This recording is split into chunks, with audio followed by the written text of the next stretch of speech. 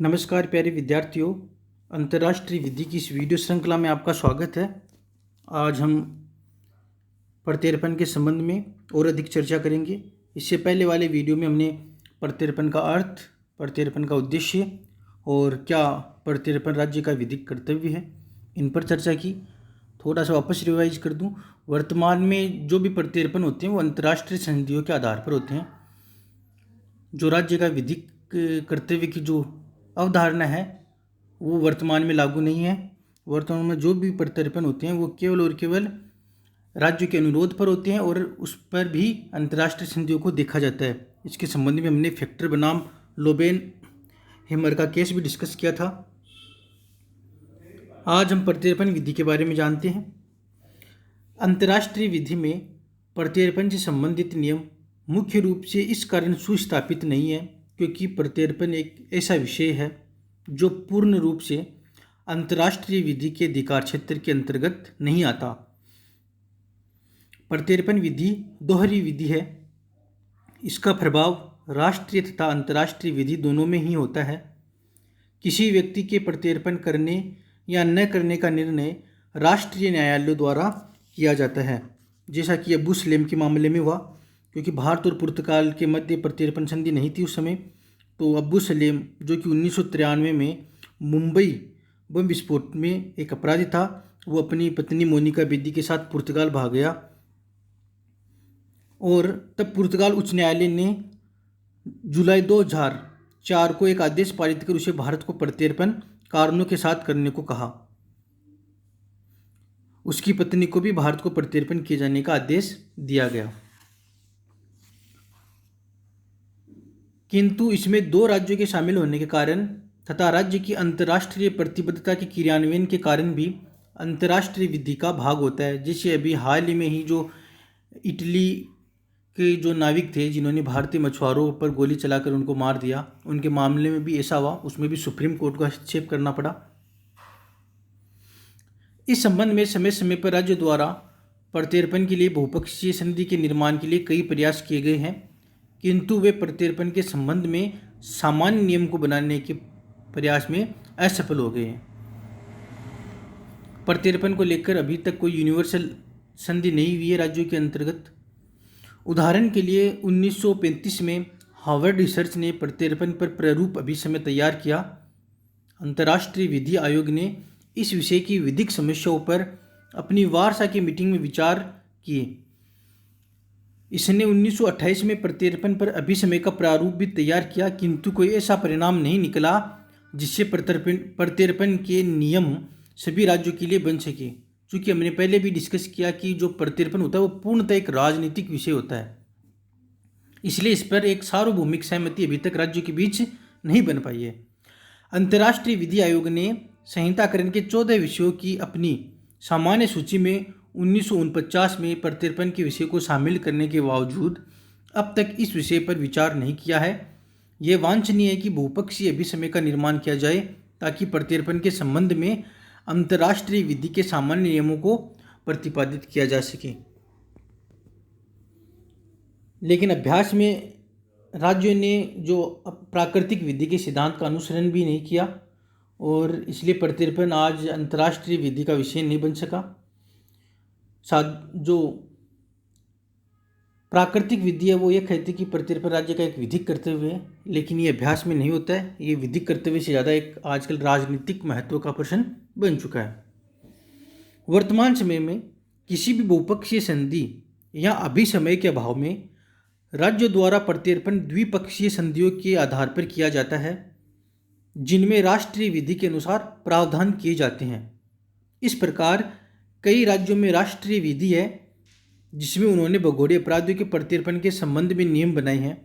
उदाहरण के लिए भारत में प्रत्यर्पण के संबंध में भारतीय प्रत्यर्पण अधिनियम 1962 में नियम बनाए गए हैं। भारत द्वारा प्रत्यर्पण केवल तब किया जाता है जब अधिनियम में अधिकथित शर्तें पूरी हो जाती है। इस तरह अन्य राज्यों में भी प्रत्यर्पण विधियाँ हैं। द्विपक्षीय संधियों तथा कई राज्यों की राष्ट्रीय विधियों तथा राष्ट्रीय न्यायालयों की न्यायिक विनिश्चयों ने प्रत्यर्पण के संबंध में कतिपय सिद्धांत विकसित किए हैं जो अंतर्राष्ट्रीय विधि के सामान्य नियम माने जाते हैं। उनमें से महत्वपूर्ण नियम इस प्रकार है। प्रत्यर्पण संधि।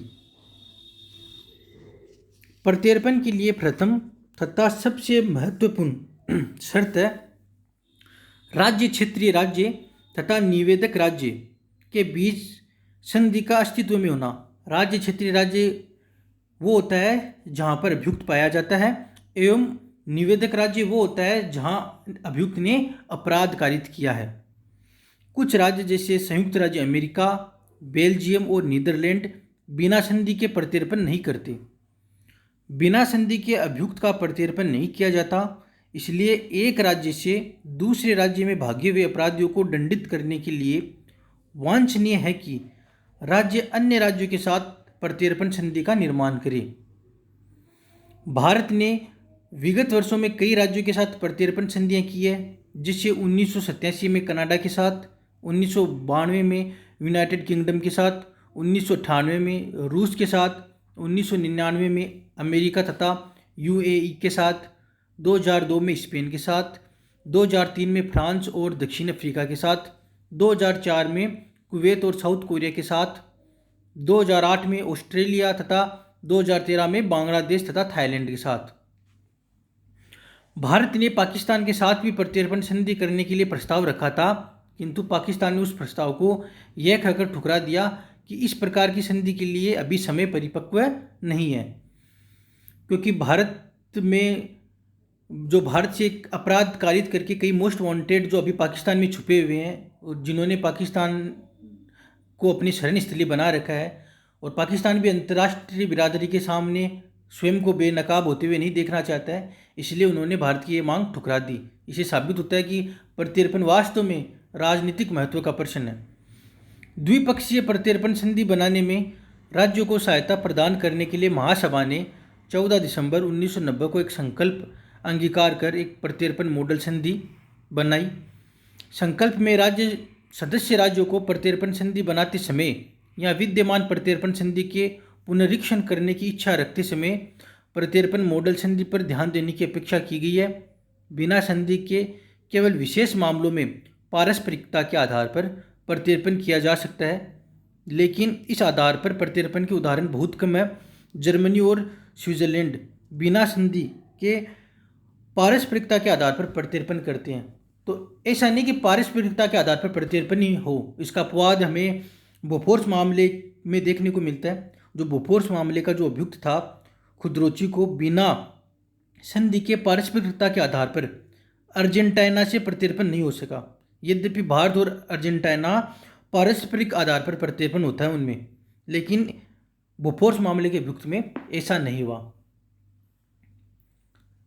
अन्य जो सिद्धांत है वो है दोहरी आपराधिकता का सिद्धांत। जो दोहरी आपराधिकता का सिद्धांत है वो ये कहता है कि प्रत्यर्पण के लिए किसी अपराध को दोनों ही राज्य मतलब राज्य क्षेत्रीय तथा निवेदक राज्य में मान्य होना चाहिए। मतलब जो अपराध होता है वो दोनों देशों में अपराध के रूप में घोषित होना चाहिए। यदि यह शर्त पूरी नहीं होती है तो किसी व्यक्ति का प्रत्यर्पण नहीं हो सकता। यह सिद्धांत इस विचारण पर आधारित होना प्रतीत होता है कि राज्य क्षेत्रीय राज्य के अंतःकरण पर आघात पहुंचाएगा। मतलब राज्य क्षेत्रीय राज्य को ऐसा लगेगा कि उसने किसी निर्दोष को सजा के लिए किसी को सुपुर्द कर दिया गया है। यदि उसे किसी ऐसे व्यक्ति का प्रत्यर्पण करना हो जब उसकी अपनी विधि उसे अपराध नहीं मानती हो।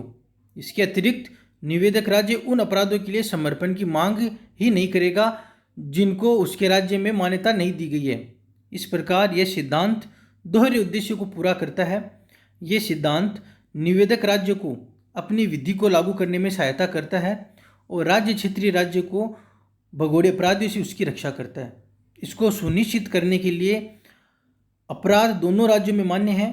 प्रत्यर्पण योग्य अपराधों की सूची कुछ राज्यों की प्रत्यर्पण विधियों में संलग्न की जाती है, किंतु सामान्यतया प्रत्यर्पण संधियों में अपराधों की सूची सन्निहित होती है। तो इस तरह दोहरी आपराधिकता का सिद्धांत ये कहता है कि अपराध राज्य क्षेत्रीय राज्य में भी अपराध हो और निवेदक राज्य में भी अपराध हो। निवेदक राज्य में तो अपराध होगा ही, तभी वो निवेदक राज्य उसके प्रत्यर्पण की मांग करेगा। अगर अपराध नहीं है तो वो प्रत्यर्पण की मांग नहीं करेगा। लेकिन इसके साथ ही वो उस अपराध की मान्यता राज्य क्षेत्रीय राज्य में भी होनी चाहिए। अगला नियम विशिष्टता का नियम। इस नियम के अनुसार निवेदक राज्य द्वारा भगोड़े का परीक्षण केवल उस अपराध के लिए किया जाता है जिसके लिए उसका प्रत्यर्पण किया गया है। अन्य शब्दों में, जिस अपराध के लिए भगोड़े का प्रत्यर्पण किया गया है उस अपराध के अतिरिक्त किसी अन्य अपराध के लिए राज्य भगोड़े अपराधी का परीक्षण करने या दंडित करने के कर्तव्य के अधीन नहीं है, यदि उसे राज्य क्षेत्रीय राज्य में वापस लौटने का अवसर न दिया गया हो। मतलब उसी अपराध के लिए उसको दंडित किया जाएगा जिसके लिए उसका प्रत्यर्पण किया गया है। इसके साथ ही प्रत्यर्पण करने वाला राज्य कुछ शर्तों के साथ प्रत्यर्पण करता है कि अमुक अपराधी को यह सज़ा न दी जाए। जैसे अबू सलेम के मामले में यह कहा गया कि इसको मृत्युदंड की सज़ा न दी जाए। यह नियम कपटपूर्ण प्रत्यर्पण के विरुद्ध भगोड़ों को संरक्षण प्रदान करने के लिए बनाया गया है। यह नियम प्रत्यर्पण से संबंधित अंतर्राष्ट्रीय विधि का एक सर्वमान्य नियम है। यूनाइटेड स्टेट्स बनाम पुइंटीज के मामले में न्यायालय द्वारा यह कथन किया गया कि विशिष्टता का नियम सरकारों के एक मौलिक सरोकार को प्रतिबिंबित करता है कि जिन व्यक्तियों को समर्पण किया जाता है उन्हें अविवेकपूर्ण अभियोजन का विषय नहीं बनाया जाएगा। सामान्य रूप से विशिष्टता के नियम को राज्य की प्रत्यर्पण विधि में शामिल किया जाता है। भारतीय प्रत्यर्पण अधिनियम 1962 की धारा 21 के अधीन इसे शामिल किया गया है। भारत और ब्रिटेन के मध्य 1992 में की गई संधि के अनुच्छेद 14 तथा भारत और संयुक्त राज्य अमेरिका के बीच 1999 में की गई संधि के अनुच्छेद 17 में तथा भारत और यूएई के बीच 2000 में की गई संधि में भी विशिष्टता के नियम को प्रावधानित किया गया है। इस तरह आज हमने प्रत्यर्पण के लिए कुछ नियमों की विवेचना की। पहला है कि प्रत्यर्पण संधि का होना अनिवार्य। दूसरा, दोहरी आपराधिकता का सिद्धांत कि दोनों राज्यों में भी अपराध हो।